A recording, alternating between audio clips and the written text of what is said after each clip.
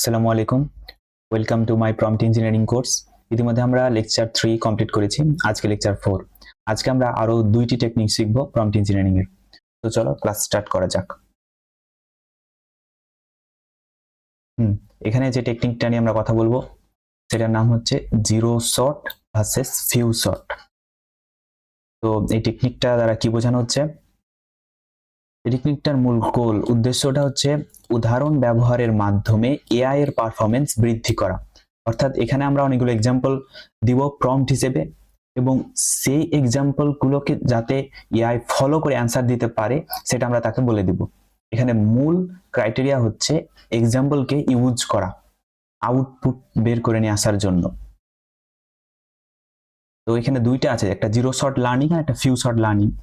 এখন zero shot learning এর main concept যেটা হচ্ছে আপনি মডেলটিকে কোনো উদাহরণ না দিয়েই সরাসরি একটি কাজ করতে বলবেন। মডেলটি তার আগের অর্জিত জ্ঞান এবং আপনার নির্দেশনার উপর ভিত্তি করে উত্তর দিবে, মানে অনেকটা সরাসরি কাজ শুরু করার মতো। অর্থাৎ এখানে কি বলা হচ্ছে, এই শর্ট লার্নিং এর ক্ষেত্রে দুইটা টাইপ রয়েছে, একটা হচ্ছে জিরো শট আর একটা হচ্ছে ফিউ শট। জিরো শটে কি হয়, আমরা কোনো ধরনের এক্সাম্পল ইউজ করি না।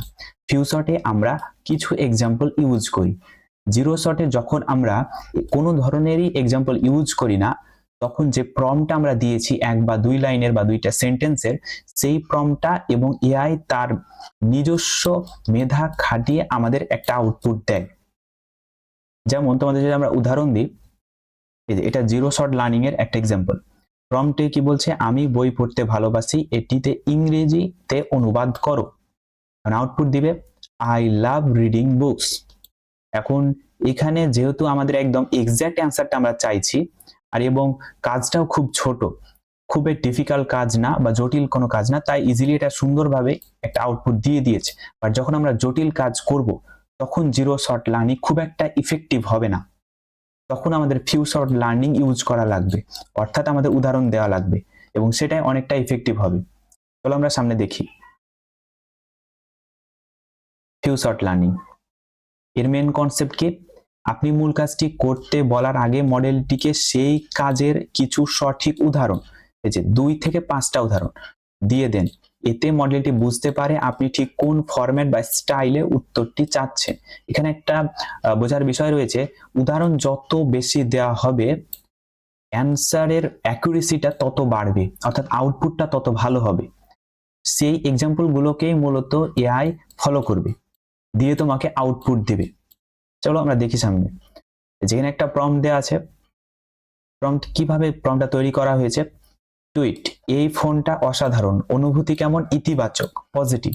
তারপর দ্বিতীয় টুইট বা এক্সাম্পল, খাবারটা ঠান্ডা এবং দেরি করে এসেছে, অনুভূতি নেতিবাচক নেগেটিভ। মুভিটা মোটামুটি লেগেছে, মোটামুটি, অনুভূতি নিরপেক্ষ নিউট্রাল। ব্যাটারি মাত্র 2 ঘন্টায় শেষ হয়ে গেল, অনুভূতি। এখন এই অনুভূতিটাই আমরা আউটপুট হিসেবে চাই। এখানে কি হয়েছে বিষয়টা আমরা আরেকবার ক্লিয়ার করি।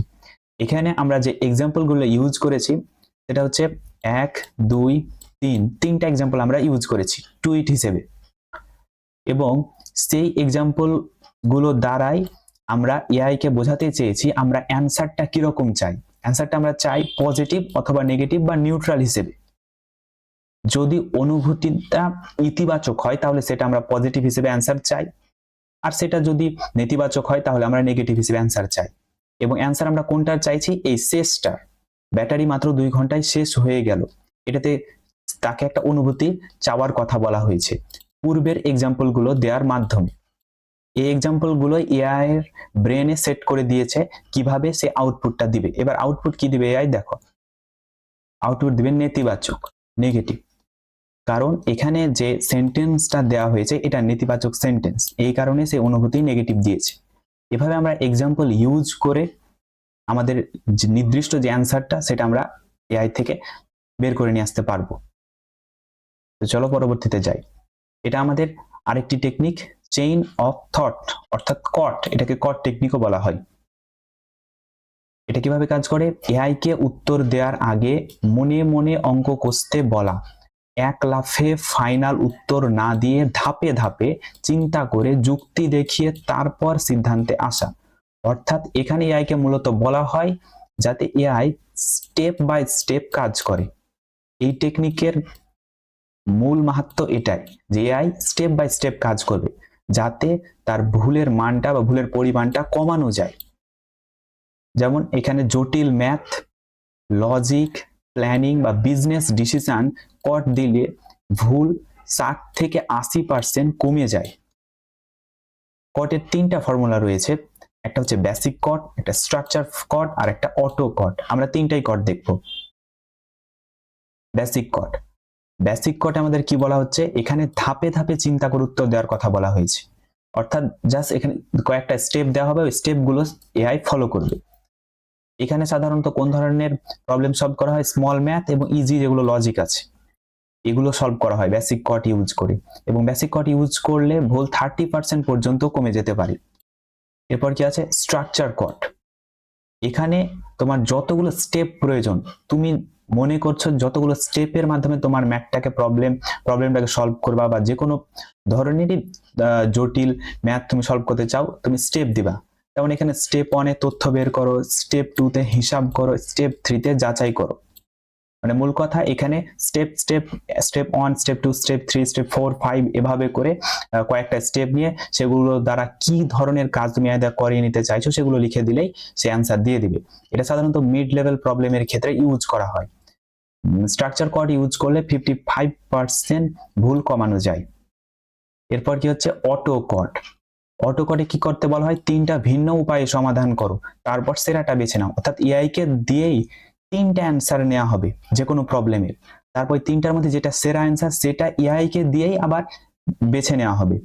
তাহলে অবশ্যই তোমার অ্যান্সারটা আরো ইফেক্টিভ হবে এবং আরো ক্লিয়ার হবে। এটা সাধারণত বিজনেস ডিসিশন বা বিগ প্ল্যান এর ক্ষেত্রে ইউজ করা হয়, মানে কমার্শিয়াল সেক্টরে বলতে পারো। এর ক্ষেত্রে 70% ভুল কমানো যায়। আমরা এক্সাম্পল দেখি, এক্সাম্পল অফ কট। এখানে একটা আমরা ম্যাথ দিয়েছি, আমার দোকানে সোমবার 23টা আম, মঙ্গলবার 15টা আম বিক্রি হলো, বুধবার সোমবারে দ্বিগুণ বিক্রি হলো, 3 দিনে মোট কত টাকা হলো যদি প্রতি আম 80 টাকা হয়। তাহলে এখন যদি একটা ব্যাড প্রম্পট দেওয়া হয় তাহলে কি দেওয়া হবে, হিসাব করে বলো মোট কত টাকা। কেউ যদি কট সম্পর্কে তার ধারণা না থাকে তাহলে সে এরকম প্রম্পট দিবে। তাহলে এআই কিরকম অ্যান্সার দিবে দেখো, এআই হুট করে উত্তর দিবে 5,440 টাকা। এটা কিন্তু মূল অ্যান্সার না, মূল অ্যান্সার হচ্ছে 6,720 টাকা। এআই ভুল করে দিয়েছে। কেন? কারণ বুধবার হিসাব করেছে 23 গুণিত 46 টাকা। এটা কখন হয়, তুমি মনে করো এই একই কোশ্চিনটা ব্যাড প্রম্পটের মাধ্যমে অ্যান্সার করাইতে চাইছো এআই কে, তো 10 বারের মধ্যে এআই 8 বার ঠিক দিলেও 2 বার কিন্তু এআই ভুল দিয়ে দিবে। স্পেশালি ফ্রি ভার্সন গুলোতে, আমরা তো ম্যাক্সিমাম ফ্রি ভার্সন ইউজ করি, ওগুলোতে কিন্তু 2 বার ভুল দিয়ে দিবে এআই। ভুল দেওয়ার সময় এই অ্যান্সারটা দিয়ে দিবে। এখন ওই 2 বার যদি তোমার প্রথমবারের ক্ষেত্রে পড়ে যায় তখন তো প্রবলেম। এই কারণে ম্যাথের ক্ষেত্রে, লজিকের ক্ষেত্রে আমরা স্টেপ বাই স্টেপ অ্যান্সার করতে বলি, অর্থাৎ কট যেটা ফর্মুলা এটা ইউজ করতে বলা হয়। তো আমরা যদি কট ফর্মুলা ইউজ করতাম তাহলে প্রম্পটটা কেমন হতো চলো দেখি। যে এটা হচ্ছে গুড কট প্রম্পট। তুমি একজন হিসাব শিক্ষক, তার মানে তাকে রোল দিয়ে দেওয়া হলো, নিচের সমস্যাটা ক্লাস 5 এর ছাত্রকে বোঝানোর মতো করে ধাপে ধাপে সমাধান করো। সমস্যা, তারপর আমরা যে সমস্যাটা আছে সেটা দিয়ে দিলাম। এবার এখানে দেখো আমরা স্টেপ দিয়ে দিলাম। ধাপ 1, বুধবার কয়টা আম বিক্রি হয়েছে বের করো। ধাপ 2 এ দিলাম 3 দিনের মোট আম সংখ্যা বের করো। তারপর ধাপ 3, মোট কত টাকা হিসাব করো। ধাপ 4 আমরা বললাম যে উত্তরটা এক লাইনে বলো। তার মানে আমরা 4টা ধাপে তাকে প্রবলেমটা সলভ করতে বললাম, সে ওইভাবেই সলভ করবে। অর্থাৎ ধাপ 1 এর আগে প্রবলেম সলভ করবে, তারপর ধাপ 2, তারপর 3, তারপর 4, শেষে একটা এক্সাক্ট সে একটা সুন্দর অ্যান্সার দিয়ে দিবে। এআই কিভাবে অ্যান্সার দিবে, এই যে ধাপ 1 এ বুধবার ইকুয়াল টু সোমবারের দ্বিগুণ 46টা। ধাপ 2 এ মোট আমের সংখ্যা নির্ণয় করলো 84টা, মোট টাকা এই যে 80 দিয়ে গুণ করে মোট টাকা, এবং যেটা এক্সাক্ট অ্যান্সার এআই সেই অ্যান্সারটা এক লাইনে দিয়ে দিবে। তাহলে দেখো কট প্রম্পট ইউজ করার কারণে যে অ্যান্সারটা এআই দিল সেটা দেখতেও খুব গর্জিয়াস লাগছে এবং অ্যান্সারটাও একদম ঠিক হচ্ছে। এই কট প্রম্পটটা আমরা ইউজ করতে পারি। এখানে আমরা যে কট প্রম্পটটা ইউজ করলাম এটা কিন্তু স্ট্রাকচার কট প্রম্পট, অর্থাৎ 2 নম্বরে যেটা ছিল। সাধারণত আমরা ম্যাথ সলভ করার ক্ষেত্রে এটা ইউজ করে থাকি। তো সামনে আমরা অটো কটের এক্সাম্পল গুলোও দেখবো। এই যে বিজনেস ডিসিশনের ক্ষেত্রে আমরা ইউজ করি অটোকট, অথবা বড় কোনো প্ল্যান করতে কমার্শিয়াল সেক্টরে আমরা অটোকট ইউজ করি। প্রবলেমটা কি দেওয়া হয়েছে, আমার ফেসবুক অ্যাড ক্লিক আসছে কিন্তু সেল হচ্ছে না, অর্থাৎ ফেসবুক অ্যাড যেগুলো থাকে না ওগুলোতে অনেক সময় ক্লিক হয় কিন্তু সেল হয় না। এটার কারণ প্রবলেমটা দেওয়া হয়েছে, এর সলভ। যদি ব্যাড প্রম্পট হয় তাহলে কেমন প্রম্পট দেয়, যাদের কট সম্পর্কে জ্ঞান নাই তারা এরকম প্রম্পট দিবে, সেল বাড়ানোর উপায় বলো। তখন এআই কি অ্যান্সার দিবে দেখো, এআই বলবে 10টা জেনেরিক টিপস দিবে, কোনটা তোমার জন্য সেটা বুঝবে না। অর্থাৎ এআই ম্যানুয়ালি 10টা জেনেরিক টিপস দিয়ে দিবে, এখন তোমাকেই বেছে ঠিক করতে হবে ওই 10টার মধ্যে তোমার জন্য কোনটা প্রয়োজনীয়। তবে তুমি বুঝবা না কোনটা তোমার জন্য ইফেক্টিভ, কারণ এখানে কোনো ধরনের মার্কিং করা থাকবে না। আমরা যদি অটোকট ইউজ করি তাহলে প্রম্পটটা কেমন হবে, এইরকম প্রম্পট হবে, তুমি একজন digital marketing consultant, my problem, তারপর এখানে প্রবলেম দিলাম, তারপর টাস্ক, 3টা সম্ভাব্য কারণ বলো, প্রতিটা কারণের জন্য একটা সমাধান দাও, শেষে বলো কোনটা আগে টেস্ট করবো আর কেন। ফরম্যাট দাও টেবিল, মানে টেবিল আকারে অ্যান্সারটা চাইছে। কলাম দাও সমস্যা, কারণ, সমাধান, প্রায়োরিটি। অর্থাৎ দেখো এখানে আমরা কটের কারণে কয়েকটা স্টেপ ফলো করলাম, এই যে এটা একটা স্টেপ, তারপর মাই প্রবলেম একটা স্টেপ, টাস্ক একটা স্টেপ, ফরম্যাট এবং কলাম। আমরা প্রায় 5টা স্টেপ ফলো করলাম, দিয়ে আমাদের প্রবলেমটাকে খুব সুন্দরভাবে গুছিয়ে নিয়েছি যাতে এআইও খুব সুন্দরভাবে অ্যান্সার আমাদের দিতে পারে। তো এআই কি অ্যান্সার দিল দেখো, এআই আমাদের অ্যান্সারটা দিয়েছে, একটা কলাম করে দিয়েছে, সেখানে আমাদের সমস্যা লিখে দিয়েছে, তারপর সম্ভাব্য কারণ, 3টা কারণ চেয়েছিলাম, 3টা কারণ বলে দিয়েছে।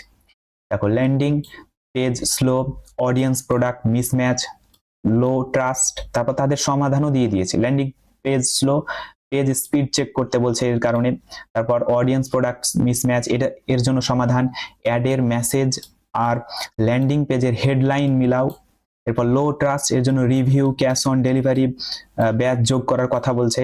আবার প্রায়োরিটি কোনটাকে দিবা তুমি প্রথমে সেটাও বলে দেওয়া হয়েছে এখানে, যেমন 1 নাম্বার প্রায়োরিটি দিতে বলা হয়েছে ল্যান্ডিং পেজ স্লোকে, এরপর 2 নাম্বার প্রায়োরিটি কোনটা, 3 নাম্বার প্রায়োরিটি কোনটা। অর্থাৎ তোমার প্রবলেমের অ্যান্সার একটা পুরো ওভারভিউ সুন্দরভাবে সে দিয়ে দিয়েছে। তুমি এদের কারণে দেখতে পাবা, সমাধানও দেখতে পাবা, আবার প্রায়োরিটি কোন সমাধান তোমাদের আগে করা উচিত, এগুলো প্রত্যেকটা জিনিস সুন্দরভাবে দেখতে পাবা। এভাবে তুমি যদি কট ইউজ করে প্রম্পট লিখো তাহলে যে আউটপুটটা পাবো ওটা অনেক ইফেক্টিভ হবে এবং সেটা তোমার কাজেও লাগবে। তো ধন্যবাদ ভিডিওটি দেখার জন্য। যদি কোনো কোয়েশ্চেন থাকে কমেন্টে জানাতে পারো এবং পরবর্তী ভিডিও দেখার জন্য আমন্ত্রণ জানানো হলো। ধন্যবাদ সকলকে।